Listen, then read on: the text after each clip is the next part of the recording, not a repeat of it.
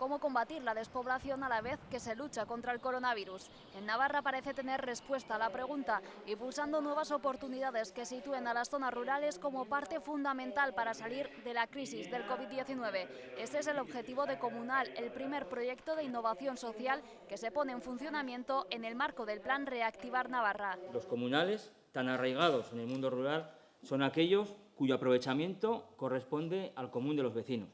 Y así es como podría resumirse el objetivo de este programa: la creación de espacios donde surjan iniciativas de las que puedan beneficiarse el conjunto de la ciudadanía. Las localidades seleccionadas son Ayo, Falces y Sangüesa. Las tres tienen un denominador común. En los últimos 50 años han sufrido una pérdida de despoblación mayor al 30%. Combatir esa despoblación en un plan de 2 años con un presupuesto de 130.000 euros. Y servirá para fomentar modelos de negocio innovadores, sociales y viables, promovidos por la población local y que permitirá fijar población en municipios en claros procesos de pérdida demográfica. Un proyecto liderado por el Gobierno de Navarra, donde participan la Fundación La Caixa y la Fundación Caja Navarra, que destinarán 110.000 euros al proyecto a lo largo de los próximos 2 años.